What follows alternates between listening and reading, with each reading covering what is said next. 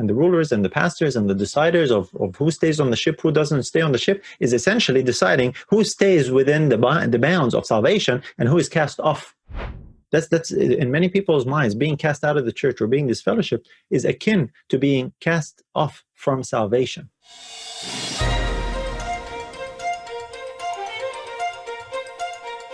The story of the blind man is really the story of all of us. We are all blind. We come into this world blind, spiritually blinded, spiritually alienated from God as a result of being born into the family of Adam. And Jesus is the last or second Adam, and he's the one who delivers us. He's the one who gives us sight. He's the one that heals us as he healed this blind man. So he healed this blind man, illustrative of the work of the second Adam. He came to redeem, to restore, to fulfill, and to bring back that which Adam had lost, and he lost it for his children as well.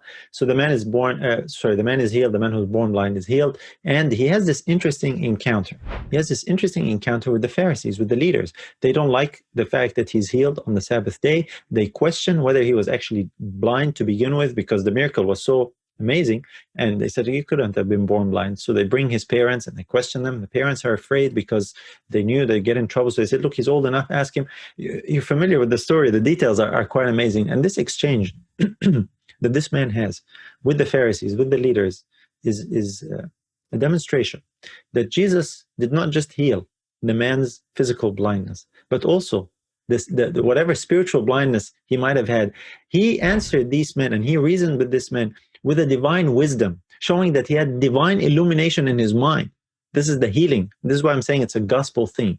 And it all revolves around a particular issue, which is the real issue in the last days, as we shall see. So I want to remind you of the story as we're going through it, because what happened to this blind man is what happens to a lot of people today who are enlightened by the truth. When they encounter Jesus and they have their spiritual eyesight open, they see the truth. They make a test, they take a stand for the truth, they give a testimony for the truth. Many times they encounter trouble. They are at odds with the authority, as far as spiritual authority in the church, with the leaders, spiritual leaders, the pastors, the elders, the presidents. And there's a confrontation. There's a back and forth and arguing and dissent, and no, this wasn't this way, no, this is the truth, we're telling you, listen to us. The man here, he healed me, I was blind, all I know is I was blind, now I see. They said, no, tell us again, how did he open your eyes? And this conflict, nothing much has changed. That's why this story is so relevant for us from the perspective of a gospel theme, but also a personal experience that so many people go through when they have their eyes enlightened, open to the truth, to the reality of salvation, of the second Adam, of Christ, the Savior, the healer, the one who restores eyesight, and this encounter, this confrontation that occurs as a result. So this back and forth with the leaders ends up with the man going into being cast out. Here it is. Let me read it for you. John 9, verse 34 and 35. They answered and said unto him, thou wast altogether born in sins. This is the leader, spiritual leader, Pharisees. Thou wast altogether born in sins, and dost thou teach us? And they cast him out. The equivalent of that today is they disfellowshipped him, right? They kicked him out. They had a board meeting. It was very quick, on the spot. They just kicked him out. Say, well, you're going to teach us? Who do you think you are? We're the ones who tell you. You don't tell us. You were born in sin. You're going to teach us? Get out of here. If you're really born blind, if you claim to be born blind, and Jesus really healed you, if you're born blind, then you were born in sins. And we weren't born blind, because the Jews understood at the time, believed that, if you're born with some kind of a physical deformity or like blindness, that God God's wrath is upon you, or that you did some horrible, something, you did something wrong, either you or your parents. That's the question of the disciples, if you recall, was based on this thinking. If you're born blind, if you have you're maimed or something is wrong with you, oh, this is a result of sin somewhere. We weren't born like that. That's what they're telling him. So if you're really born blind, you're born in sins, you're going to teach us? So they threw him out. They cast him out. Verse 35, Jesus heard that they cast him out. And when he had found him, he said unto him, dost thou believe on the Son of God? Now, this is where I really want to focus the story here. Jesus hears that this man was cast out, and he finds the man. And when he finds the man was cast out because he took a testimony for Jesus. He did not back down. He opened my eyes. He's a man of God. I believe that God is with him, because he opened my eyes, and it's impossible for a sinner to open a man who was born blind, his eyes. This man is from God. And they didn't like that. The Pharisees didn't like that. So Jesus finds him, and he has been mistreated by the Pharisees. He's been put through this grilling interrogation about a miracle that happened to him, and interrogated and asked again and again and again the same thing. And look, if you experience something like that, you can take comfort in this particular story. If people say, come and tell us, what do you believe? No, tell us again. No, what do you really believe about this thing? What do you believe about Jesus? Did you really say this? No, we're not sure you mean that. Same thing, nothing's changed, right? That's what we're saying. So Jesus hears that this happened to the man. He's cast out. He's thrown out of the synagogue. He's disfellowshipped. He goes and finds him. This is a beautiful, beautiful picture here. Again, this is a gospel theme. Jesus is salvation. By the Pharisees casting the man out of the synagogue, they were essentially saying, you are cut off from God. We are the spiritual leaders. We are the ones who discern. We are the wise. We know better than you. And because of your audacity in trying to tell us what's right and wrong, you're born in sins, we're going to cast you out, meaning we're going to cut you off from God. You are cut off from God. You're cut off from salvation. Does that sound familiar? Like something you might have heard or even experienced today?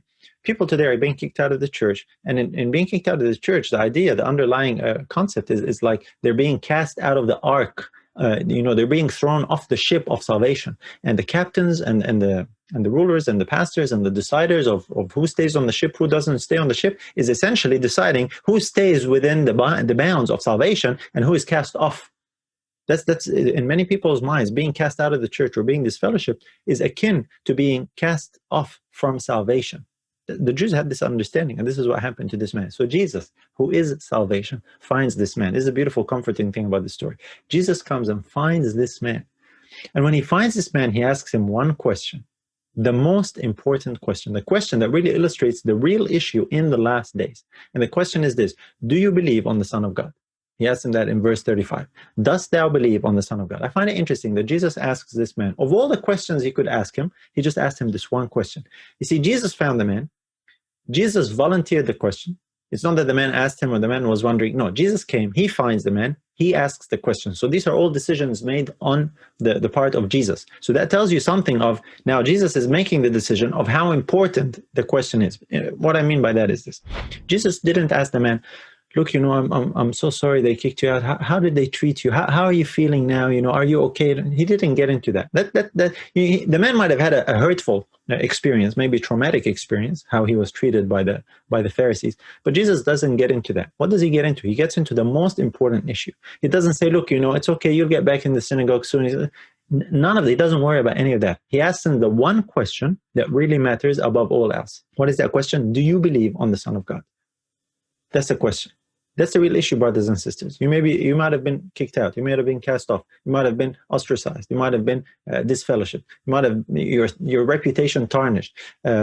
Presented to people as a sinner. That's what they said to this man. You were altogether born in sins, and you're going to teach us? What do you think they told people? This man, we kicked him out. He was born in sins and claiming this and claiming that. They would have tarnished his reputation. You might experience something like that. The beautiful thing is this: Jesus finds this man outside the synagogue, outside the denomination, being cast out, disfellowship. Jesus seeks and finds those who are disfellowshipped. And you know what he does? He doesn't say, it's okay, I'll get you back in the church because that's where salvation is. No, salvation is in me. That's what Jesus says. And for you to really be saved, all you need to worry about, all we need to figure out is the answer to this most important question. Not how painful it was that you were kicked out, how traumatic, how do you feel about it? It's okay, I'll comfort you. All that is good. Christ does that.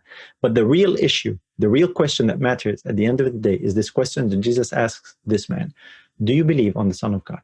That's it. If you answer this question, you have the right answer to this question, everything else doesn't matter. It doesn't matter if you're in, out, kicked out, not kicked out, disfellowshipped, unfellowshipped, refellowshipped, whatever it is. People seek and worry about all these things that don't really matter as much as the real issue.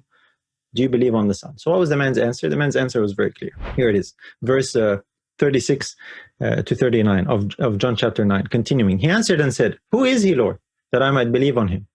And Jesus said unto him, thou hast both seen him, and it is he that talketh with thee. And he said, Lord, I believe. And he worshipped him. And Jesus said, for judgment I am come into this world, that they which see not might see, and that they which see might be made blind. Here's amazing response here. Answer and what Jesus said. So the man, evidently, you can see from the story that the man did not see Jesus when Jesus healed him. Because if you remember, the way that Jesus healed him is he sent him away blind to the pool of Siloam, and he told him, go wash in the pool of Siloam. And so the man went left. He never laid eyes on Jesus yet. He goes to the pool of Siloam. He washes. He comes seeing, and this encounter with the Pharisees. They kick him out. They kick him out. So now he sees Jesus, and when Jesus asked him this question, he says, "Lord, who is he?" And it seems like there was a growing realization now in the man's mind that this was his healer. When Jesus tells him, "It's me," basically, he says, "You have seen him. It is he that talks with you. It's me." And the man would have recognized now, not by sight, but by spiritual sight. This is the interesting thing.